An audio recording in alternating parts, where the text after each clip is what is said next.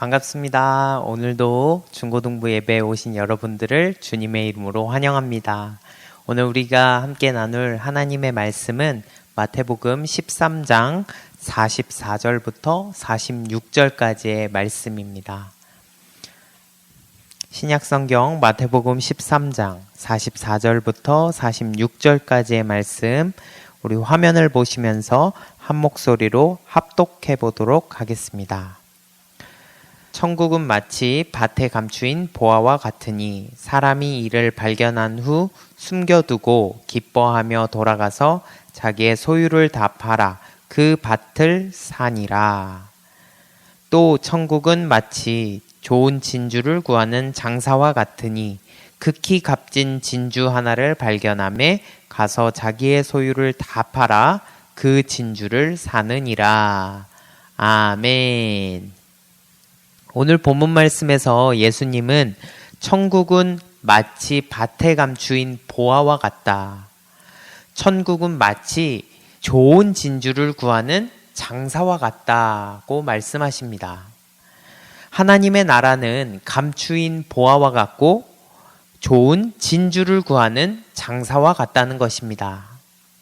그렇다면 오늘 예수님이 말씀해 주시는 보화와 진주 장사의 비유 속에 어떤 깊은 의미가 담겨져 있을까요? 첫 번째로 천국은 마치 밭에 감추인 보화와 같다라고 말씀하십니다. 오늘 말씀 44절 말씀을 우리 한 목소리로 합독해 보도록 하겠습니다. 천국은 마치 밭에 감추인 보화와 같으니 사람이 이를 발견한 후 숨겨두고 기뻐하며 돌아가서 자기의 모든 소유를 다 팔아 그 밭을 사느니라. 아멘. 여러분들이 잘 아시는 찬양 중에 천국은 마치라는 그 찬양이 있죠. 그 찬양을 통해서 한 번쯤은 들어봤을 이야기인데요. 여기 나오는 사람은 일단 밭의 주인이 아닙니다. 본문 말씀에 나오는 사람은 남의 밭에서 일만 해주는 소작농이었습니다. 이 소작농은 농사를 짓고 농작물을 수확하여서 주인에게 줘야 하는 사람이었습니다. 이 소작농이 평소처럼 열심히 일을 하다가 누군가가 숨겨놓았던 그 밭 안에 있는 금은보화를 발견한 것입니다. 하지만 문제는 이 밭이 소작농의 것이 아니었다는 것입니다. 법적으로 이 보물은 주인의 것입니다. 따라서 이 보물을 몰래 훔치다가 걸리면 이 소작농은 많은 보물을 다 빼앗길 뿐만 아니라 감옥에 가게 될 것입니다. 그래서 그는 이 보물을 정당하게 갖기 위해서 집으로 돌아가 자기가 가진 모든 것들을 다 팔아서라도 이 밭을 사려고 하는 것이었습니다. 물론 이 땅을 사려면 참 많은 돈을 써야 할 것입니다. 하지만 이 돈이 아까울까요? 아깝지 않을까요? 아깝지 않겠죠. 왜요? 그보다도 더 큰 가치를 지니고 있는 땅을 사기 때문입니다. 밭에 감추어진 가치를 알기에 이 사람은 투자할 수 있었습니다. 여러분, 세계적인 부자 워렌 버핏과 함께 점심 식사를 하는데 얼마가 드는지 아세요? 35억이라고 합니다. 35억. 사람들이 35억을 주고서라도 이 세계적인 워렌 버핏과 점심 식사를 함께 하고 싶어 한다고 합니다. 왜요? 식사를 하면서 나누는 대화가 그 35억이라는 엄청난 돈보다도 더 큰 가치를 지니고 있기 때문입니다.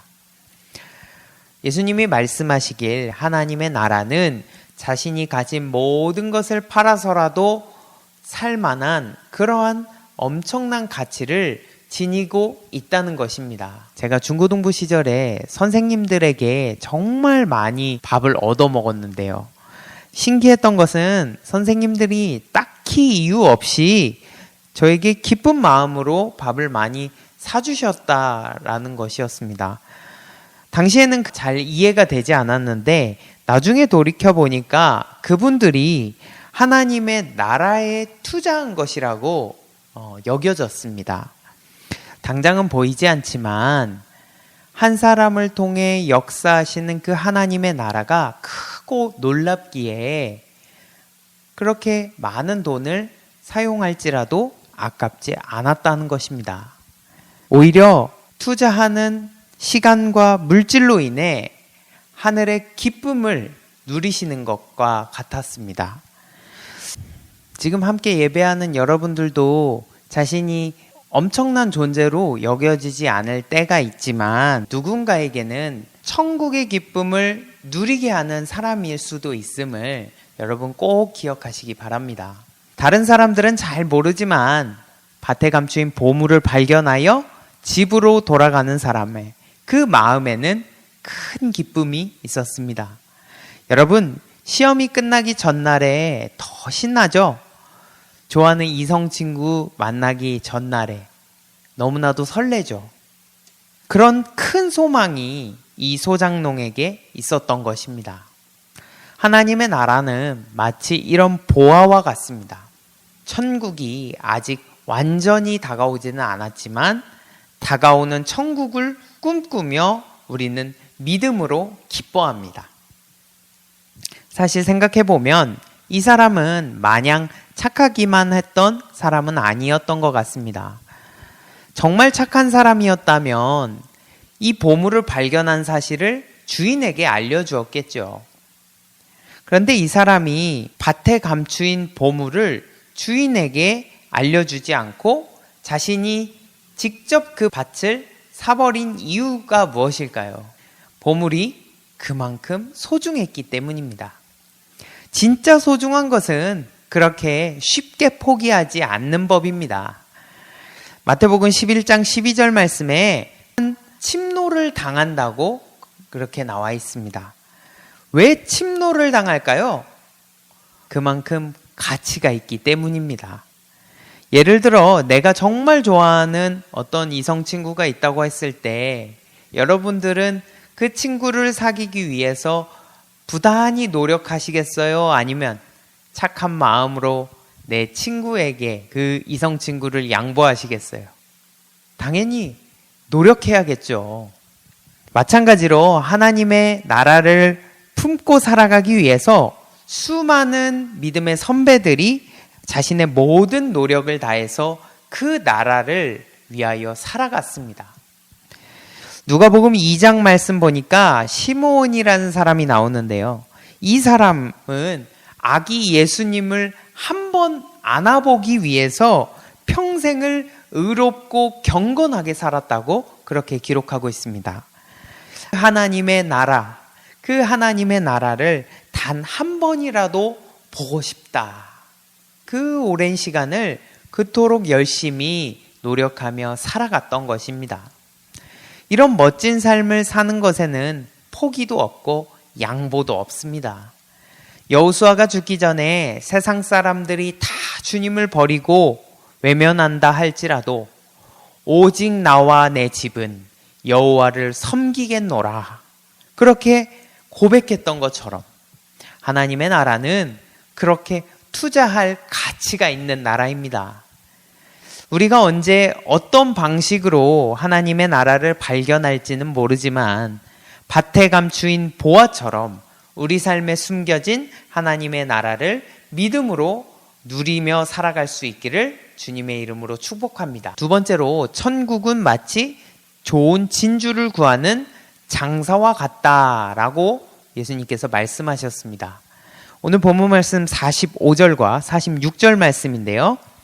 또 천국은 마치 좋은 진주를 구하는 장사와 같으니 극히 값진 진주 하나를 발견함에 가서 자기의 소유를 다 팔아 그 진주를 사느니라.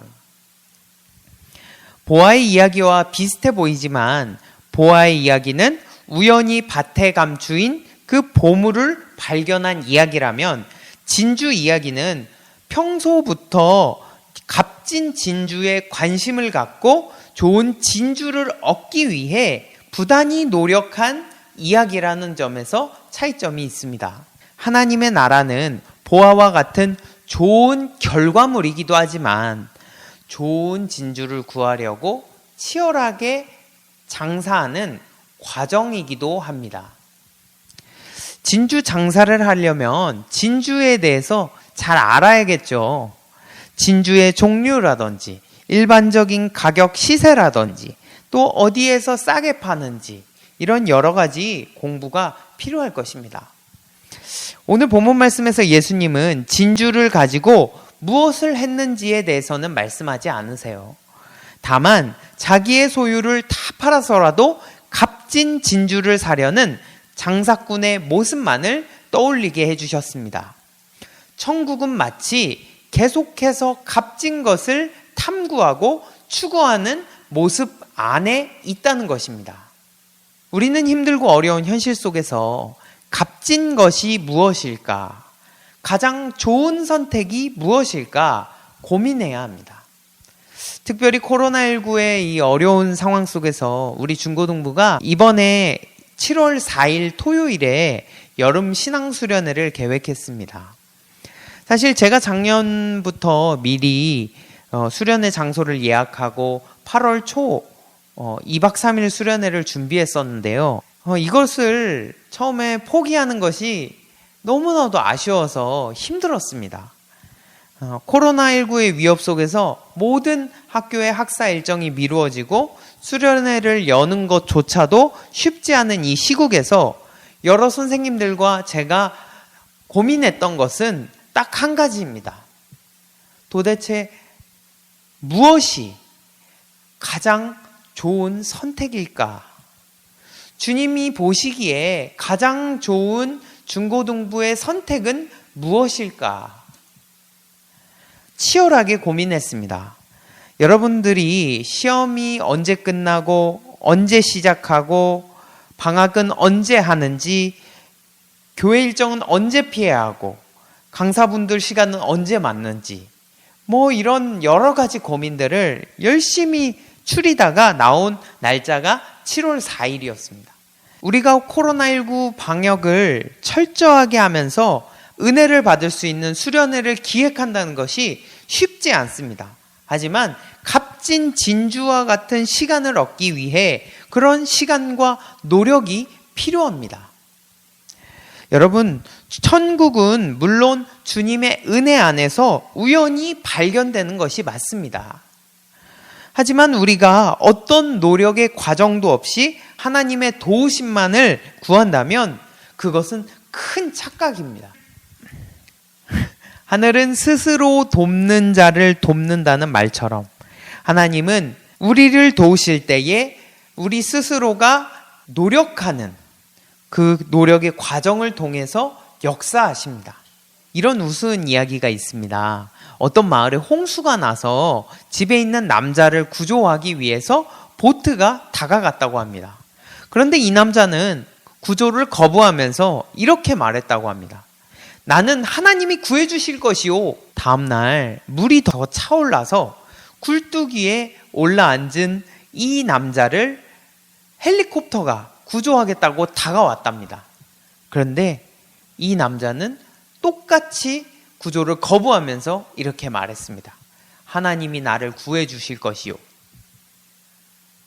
결국 그 남자 어떻게 됐을까요? 익사해서 죽었습니다. 신통치 않은 표정으로 이 남자가 천국에 갔다고 하는데요. 천국에서 이 베드로를 만나서 이 남자가 이렇게 불평했다고 합니다. 당신이 와줄 줄 알았는데요. 당신이 나 구해줄 줄 알았는데요. 그 말을 듣고 베드로가 이렇게 대답했다고 합니다. 솔직히 자네가 여기에 온 것에 내가 더 놀랬네.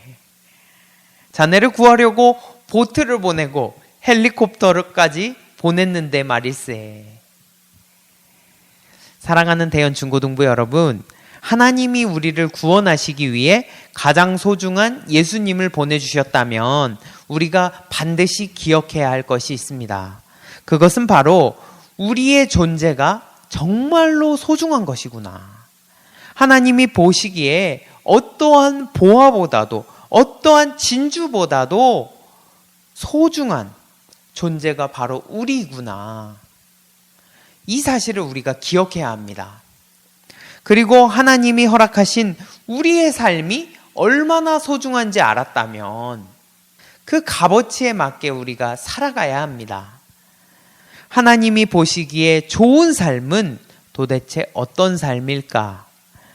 하나님이 기뻐하시는 선택은 어떤 선택일까? 끊임없이 기도하고 고민하고 또 이를 위해 노력해야 합니다. 이번 한 주간도 이렇게 천국의 기쁨을 누리며 최선을 다해 주님과 동행할 수 있는 우리 모두가 될 수 있기를 주님의 이름으로 축복합니다. 네, 오늘도 예배를 마쳤습니다. 한 주간도 주님의 말씀 붙잡고 승리하는 저와 여러분들이 될 수 있기를 축복합니다. 건강하시고요. 우리 다음 주에 또 좋은 모습으로 우리 함께 만나도록 하겠습니다. 여러분 사랑하고 축복합니다.